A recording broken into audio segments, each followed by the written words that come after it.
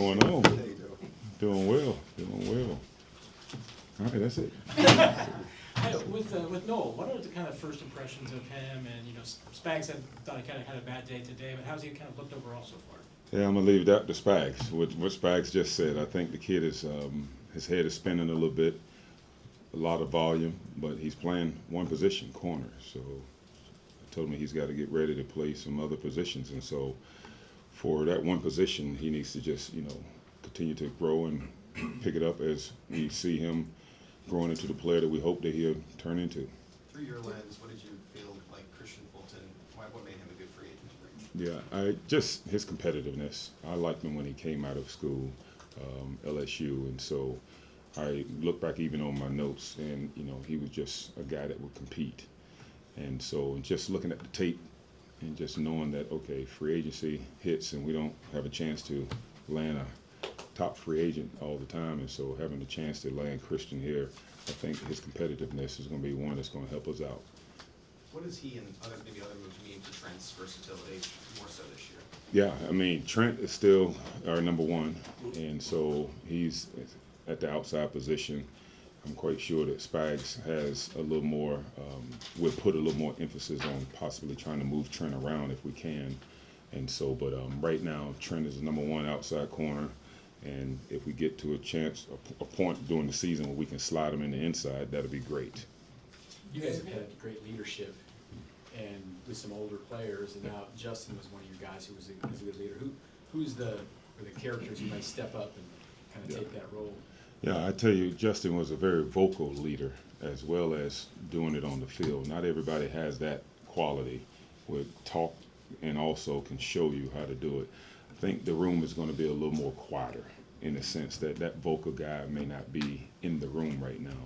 But when you pull your eyes back and you look at the room, you try to look at guys like the Trent McDuffies. You're looking at the Mike Edwards.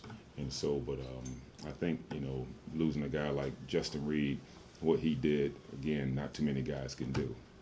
Is that vocal leadership something that's learned, or is it something that you already have to have inside? I think you already have to have it inside of you.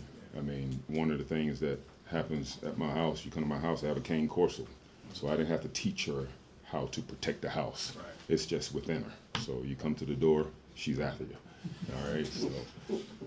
What did you see from Hicks last year that led you to believe he can handle the role you're going to ask of him this year? Yeah, his ability to be able to have instinctive movements, and we started switching him out. You guys probably saw that midway through the season, whereas anytime we got into the red zone, I threw him in there, and he was a red zone safety. And go down there and play red zone safety, you need to be able to think fast. And so his ability to understand, 2x2, 3x1, and some of the routes concepts, not saying that he's great at it, but he's improving. He's always ascending. And so I think just his ability to be able to play dual roles, he can play the strong and the free safety as well as play the dime position.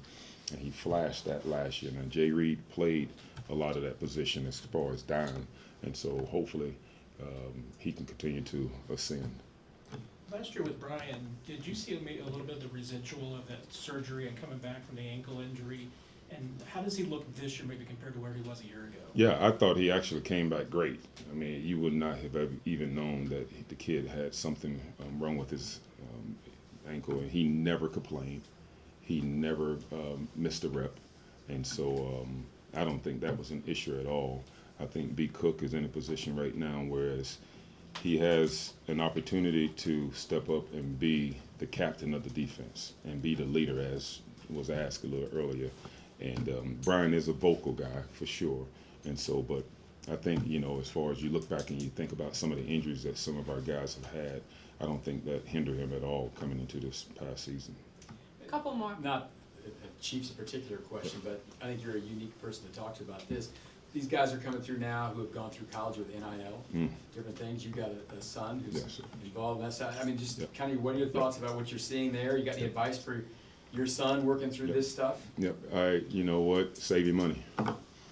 That's what I would say. Because the NIL, a lot of these young people, whether it's male or female, some of them are thinking that they're going to go to the next level, which is where we are right here sitting. And so you need to understand that if you're getting, $25,000 or if you're getting $500,000, you need to understand that it goes by fast and it's not promised that you're going to become a pro.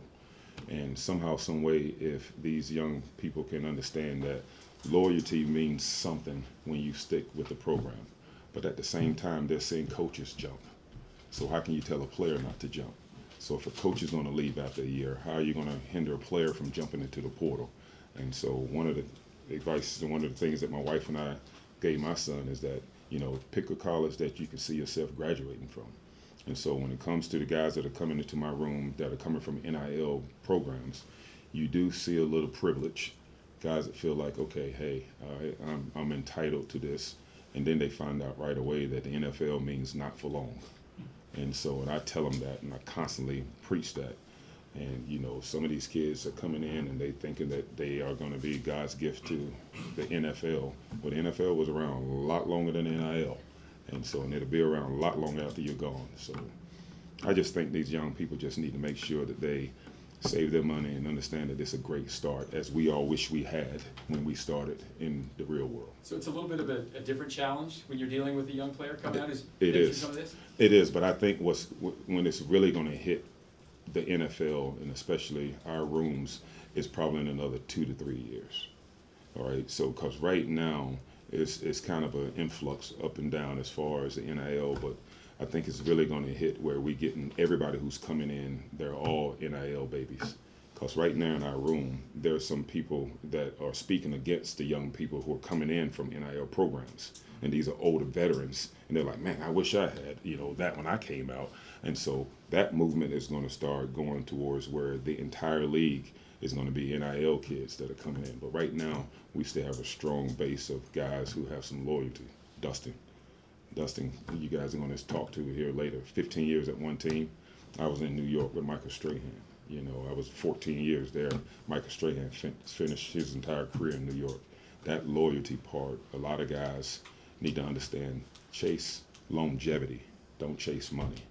Chase longevity. And I tell young coaches that. Longevity is what you want.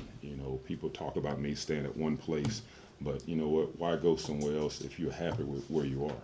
The grass isn't always green on the other side.